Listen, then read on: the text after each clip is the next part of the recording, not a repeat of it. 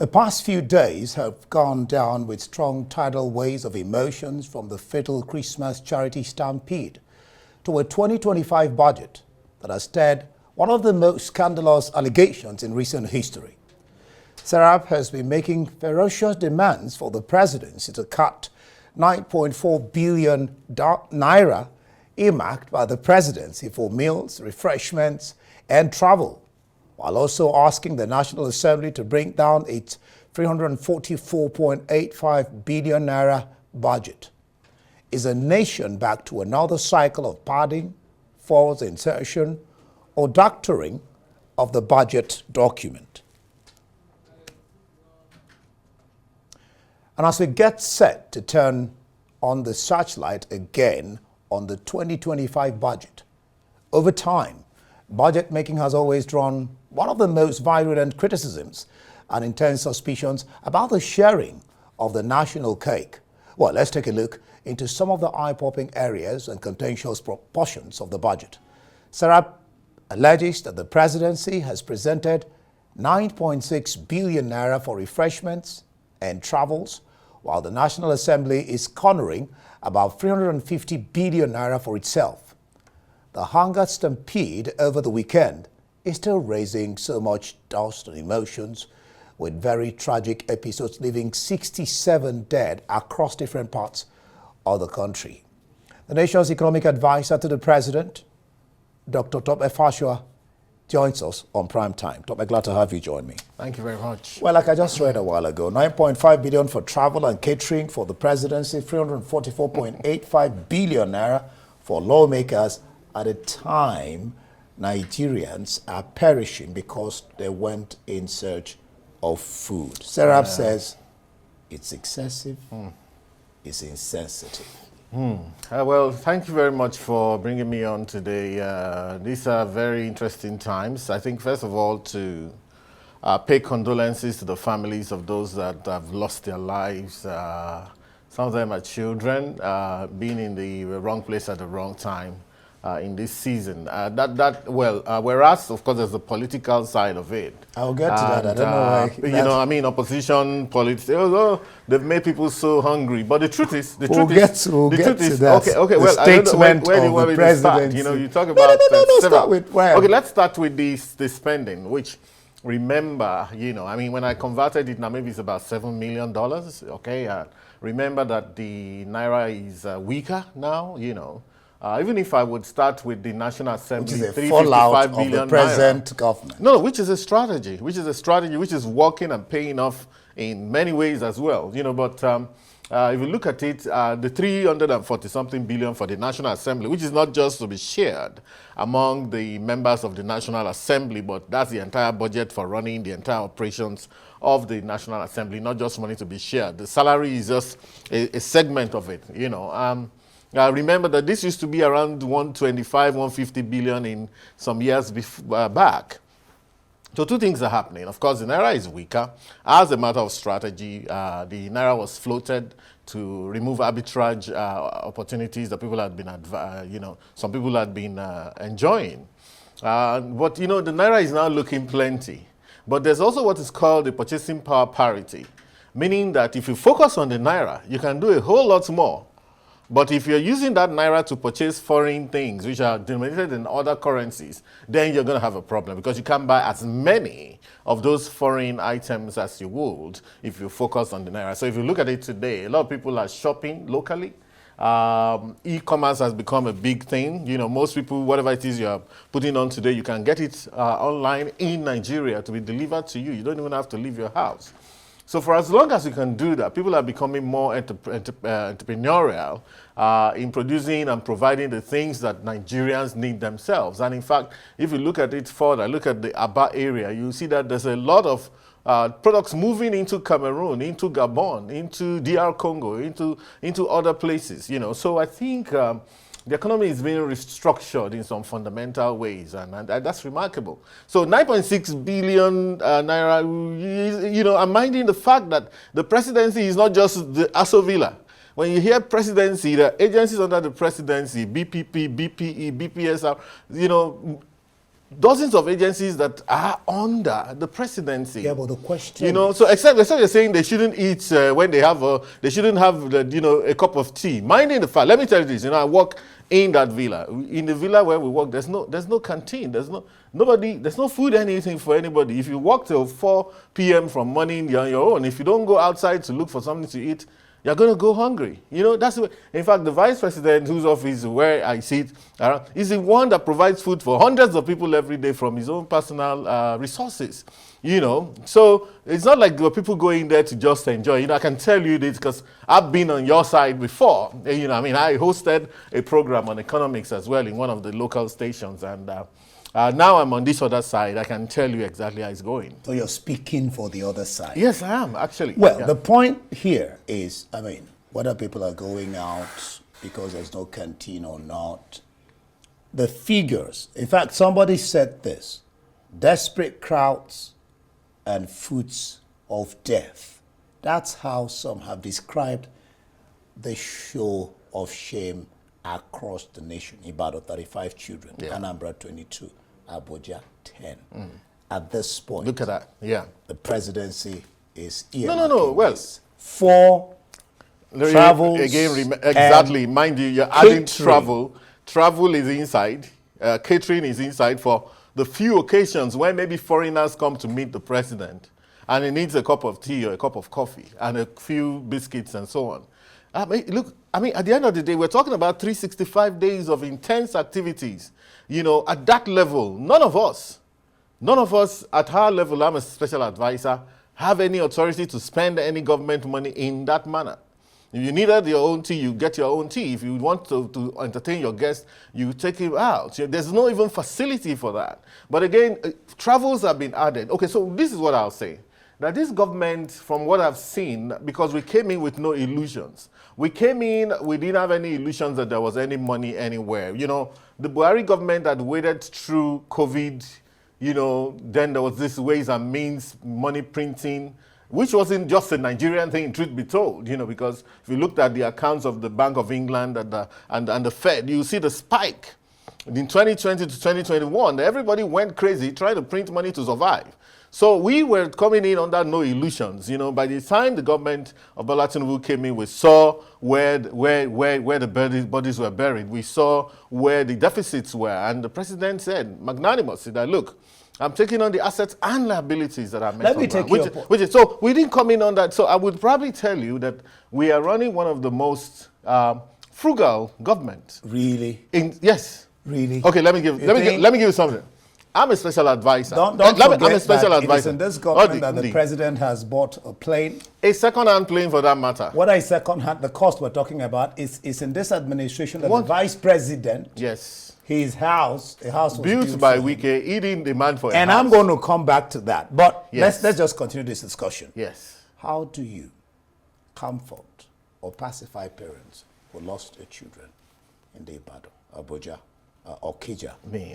The dead, somebody said the dead got eating while looking for let me put it this way. To eat. Let me just add this to that. Okay, go ahead. Then you address two of them because you talked about politicizing. And I'm thinking about that. When the government says stop politicizing the stampings, doesn't that beg the question of hunger in the land? The apparently very high cost, harsh economic climate Nigerians are contending with. You can't deny that. Well, we can't deny that, but it's not something that's just started today, including the stampedes for food. Look, as far back as I can remember, I remember the... When I go to the market, it's got so terrifyingly bad. You remember that Nigerians would also scoop fuel, very volatile. We had that cocoa incidents way back in the 90s, in the 80s, in the 70s, in the 60s. And it's not just a Nigerian thing. In Congo, there was a gruesome case that was spread around at some point in time that actually happened in Congo. But not only Congo, even I was almost in the middle of the riots in the United Kingdom in 2011 under David Cameron, looting of shops. And so whether you're talking about looting, in fact, it's even worse to be a looter. Nigerians were never looters. The kind of thing we saw in COVID when they started looting shops in COVID. We hadn't seen that kind of looting before, but we saw that it happened in places like the United Kingdom, even the United States. So I think it's a psychology we need to actually try and deal with. But I'm hoping that maybe going forward, we probably will standardize the sharing of some of these things such that you don't need to make it open and make announcements. Look, this is a country of 220 million people. Somebody was talking about, so 220 million people, you have to expect that people will show from any which way. But it's not because they are hungry alone. Some are hungry. But let me tell you, there's a mentality and psychology of poverty when it maybe goes on for too long and people begin to lose hope. It's the hope that, so you want to be able to get as much rice into your barn as possible. It's not a way. If you had the number of bags, but you can't get enough.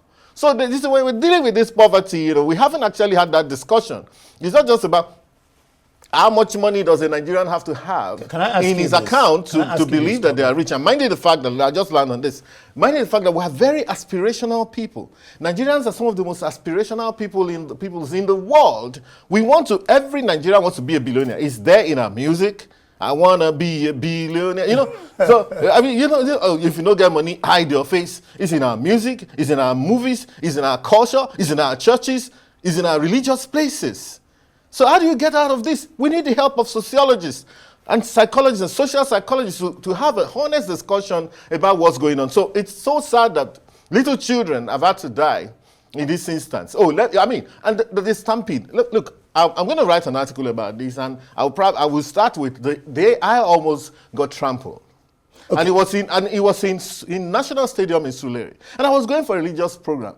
And that was the last time I went for any such religious program. Because the moment they opened the gates, everybody came rushing. We'll come back to that. Because PDP, Obi talked about certain things. But we'll unfortunately, Obi had made a statement about Ibadan, and then Okija in his own state then happened. I'll come back. So to let you know that it's not it's now not you're talking about it. Let me take you up on, and then in Catholic Church in Abuja, it also happened. Let me take you up on that. The major opposition party, PDP, pushed the blame squarely at the foot.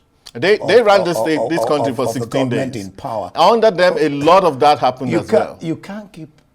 Under the PDP's government, a lot of that happened as well. The government in power has a responsibility at any time. Absolutely, and we take that responsibility. Lives and property, making sure that people are well Absolutely. fed.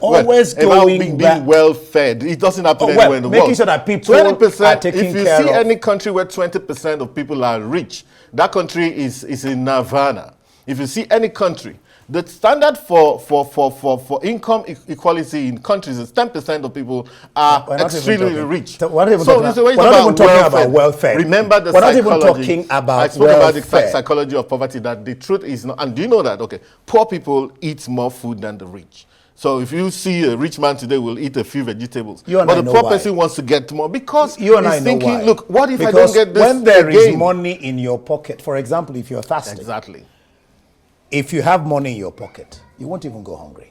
Exactly. But if you're fasting and you don't have money in your pocket, the moment you start, hunger attacks you.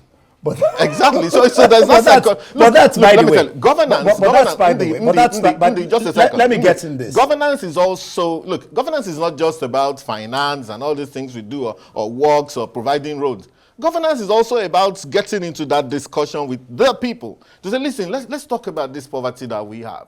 At what point, what can we do? Reminding people that, look, remember, we're not going to be able to give you all the food you want in the world. Now that you've and even those who are rich and who have a little bit of, that's social capital, sharing the little that you have. You know what I'm saying? And a lot of that is going on this December. Now that you have said governance is about trying to reach the people, the president has often said the citizens should be patient.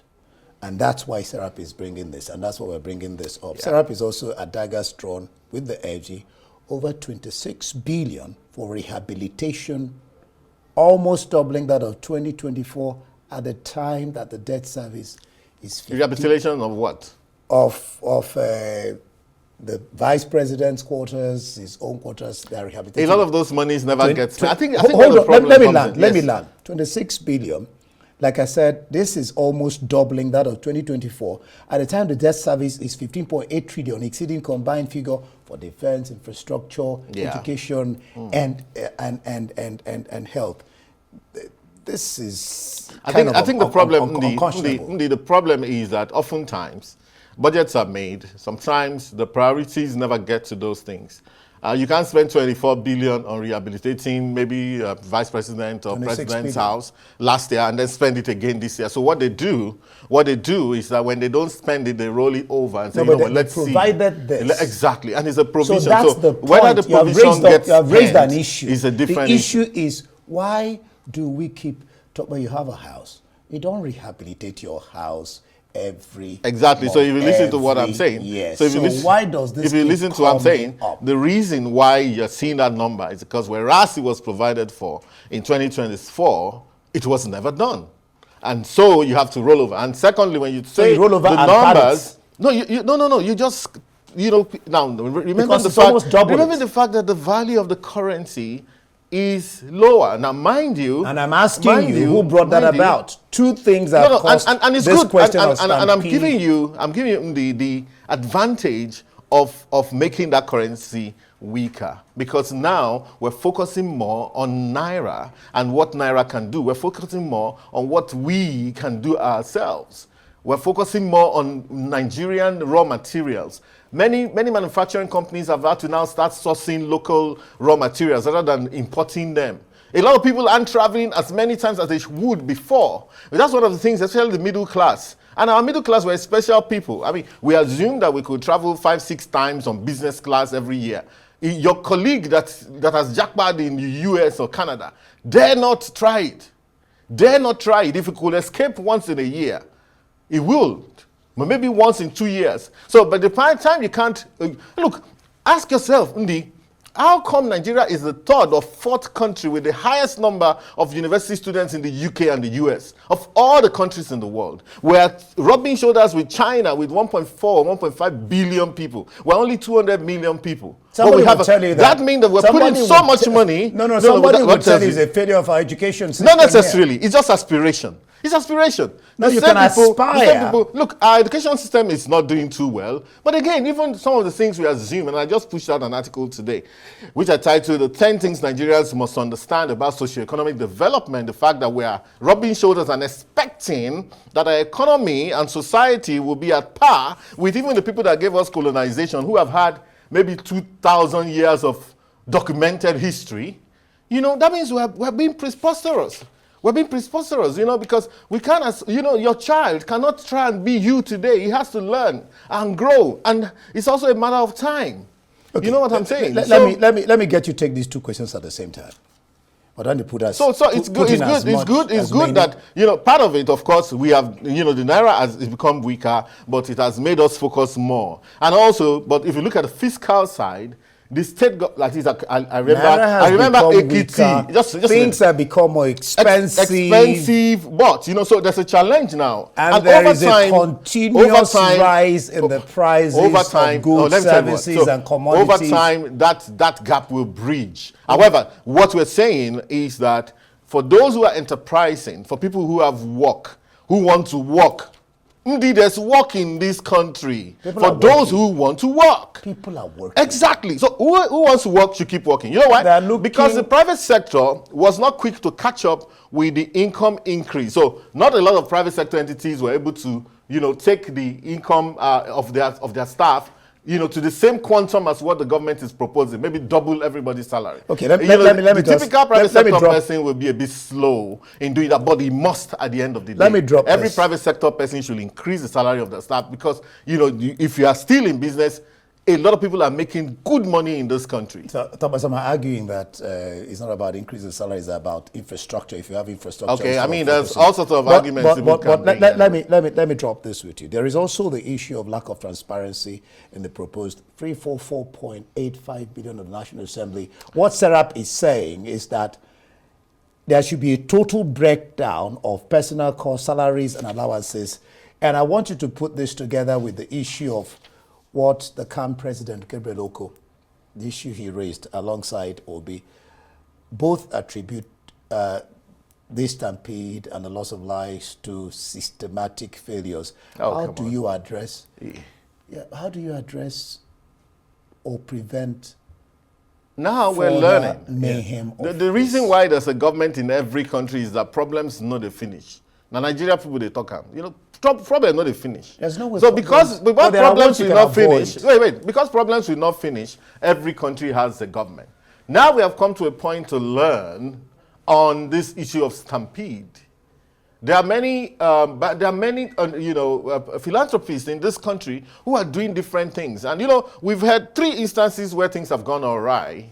But perhaps in those 3, there are 3,000 other different people who have given things out, including my humble self, without causing a stampede. You know what I'm saying? So now we want to say, okay, you know what? If you're doing an open event like that, how do you crowd control? What kind of advertisement? So we want, and I think that the presidency, the spokesman to the president has made a statement about that. I think going forward, there's going to be some interministerial collaboration because if you make a loose advertisement and say, you come to this playground and we're going to be giving out bags of rice, or we're going to be giving out money, cash money, my brother. But what is causing some people will. Is it not because of the hunger some and the people, poverty? not necessarily. If we address the root cause, wait. Again, I'm telling you, instead of cutting off the leaves, cutting off the stems. Look, I can give you. If you went to the streets of London today, even in the city of London, in Liverpool Street down to Bank and all of those places that we know. Or you went to Wall Street today, in the night today, you can count maybe 1,000, 2,000 people sleeping on the streets. No, in New York, you have them all over the place. And let's talk of places like Skid Row and so on in Los Angeles.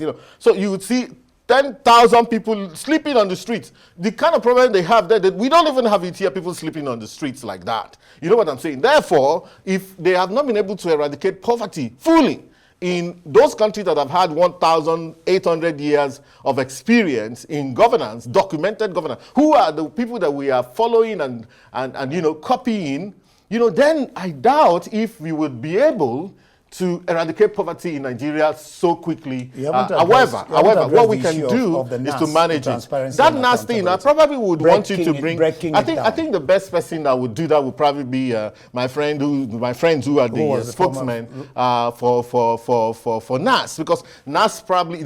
But you know what? Every year the NAS has had to defend that budget. But the little I will tell you here is that what I know about the NAS budget is that. Is also the NAS commission. They have a whole commission of civil servants that work with them, not to talk of those who work with them in the National Assembly directly, And that budget is for everybody, for the salaries of all of those people. We're talking of not just the 500 or 469 people who work, we're talking of the salaries, emoluments and everything, and maintenance for thousands of people. That's what you see there. Okay, Obi decrying. But let me also say this, that our budget, again, must be said, that our budget is one of the smallest in the world per capita. So when people say, what you need to do is to balance the budget and crash it. And I said that is working not even good for us because it's considered so weak based on our per capita. Which is true. But that's not where I want to go. The government is also working on that. You see, there's a bit of improvement between last year and this year. That's not where I want to go because, we have less than 1 minute or thereabout or 2 minutes. Peter Obi is decrying the arrest because you mentioned that a while ago, so I want to bring it up. Peter Obi is decrying the arrest of Oni's ex-wife. And is urging reforms. He says acts of goodwill should not be criminalized. Certainly not. I'm not sure with the implications. You just mentioned it now. What do you think will happen to people like this? For example, one of the organizers of the Bado incident said, I saw how people were falling on one another as I was rescuing those that fell. More were rushing and stepping on those that were any stampede. That's the way I pity that woman. I pity myself. I will never do this again. These are the little implications. Mind you, luckily for her, it was after this, well, unfortunately for some other people, that the other two. There's Obi Jackson in Okija. Obi Jackson, that's Nestor, right? The guy's been doing it every year. So again, another factor to look at is perhaps information dissemination has become is a lot better Someone these days. Someone talked about advertising. Exactly. So now, maybe a few years ago, if you made that kind of advert, you probably get 500 people. Today, with all the ferocity of social media, you probably get 2,500 people. Not the so ferocity you're of going to get... Let's call a spade and not an agricultural instrument. Okay, tell me with about the policies of government. Not necessarily. No, that not is necessarily. What the policies of government... The two policies, the fuel policies removal and... The policies of government, as also a lot of people are richer. A lot of sectors are doing well. The entertainment sector is doing incredibly well. Has always been doing well. No, it's even doing a lot better than before. A lot better than before. The real estate sector, the petroleum sector, the banking sector. The banking sector, these guys are, doing 200% profit year on year. So now the issue is this. The issue is this. The issue now becomes, look, like I said before, the government gets wiser as we go along. So, I mean, look, the banks made that money. Government said, you know what, give us 70% of that money back. And, of course, they're still arguing it, I know, but they must deal, And so the monies can be deployed into, what else we want to do for the people. But the government is pro-people. President Tinubu is pro-people, and the people should expect, going forward, there's going to be a lot more good. I mean, the president has declared free trade for everybody till January and so on. You see, it has a generous heart. And there's a lot more coming for the people beyond rice. At some point, we were being accused of, every problem they throw rice at it. I can imagine the amount of rice that people have in their homes. Sarah also finds it quite odd, unfair, and unjust that the federal government and the lawmakers are spending so much money on themselves in a time of I don't know about spending money on borrowing quagmire. I mean, the travels, let me tell you, I have made two travels in borrowing quagmire. I have made two travels in my time as a special advisor. First one to attend a course, a 5-day course. That's one funded by government. The second one, the Chinese company sent us a ticket, and it was an economy ticket, and we used it because it was business, and it didn't cost Nigeria anything. As I'm sitting with you as a special advisor, I have no official car. That's it. I've been using my car for almost 18 months now. So I'm telling you that the government is frugal. Isn't and I accepted to do that. I accepted to do that because we're all here to make sacrifices for Nigeria. Now you have raised another issue. I talked earlier about the fact that a house was built for the vice president and the president. It was just Wike completing the house that had been sitting down for too long. Bought a plane at a time. He bought a second-hand plane. So because we didn't come, Nigerians, be patient. We didn't come with illusion. That's why we bought a second-hand plane for the president. For merriment and travels, it has cut down. If you look at the dollar value between last year and this year, or even, you know what, I'll do you an analysis. Is intending to I'll do you an analysis. You see that number has been going down like this in dollar terms. Intends to go to court about these issues. Serap is doing his own work. They are requesting that National Assembly. Activists, they're doing what they have to do. They are requesting that National Assembly should tinker with the proposals. Let the president send in a new proposal as the voice of the people, so they can cut this thing down, so we can, mind you, this is the largest government we have ever had. In terms of maybe appointees, but if there's things to be covered, have things that come if there are things to be covered, then you cover them. Yeah, you can't compare Nigeria to the US. Oh, they have 14 ministers in the US. Then you have to. Do you have the history of the US? Can I tell you the history of the U.S.? So you agree, there was a time. So you agree that there was a time the U.S. had two vice presidents and one president. There was a time the person who came first is the president. The person who came second becomes the vice.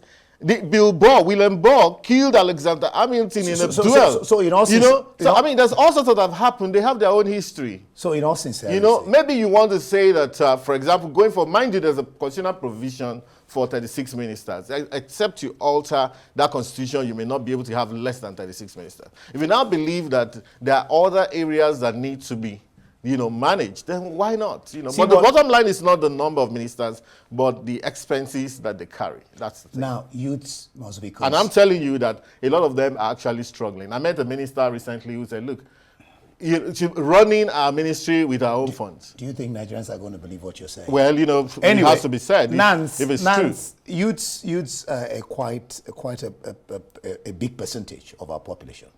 And Nance, the body of students, is asking the government to address the excruciating hunger and poverty in the land or prepare for more fatal stampedes.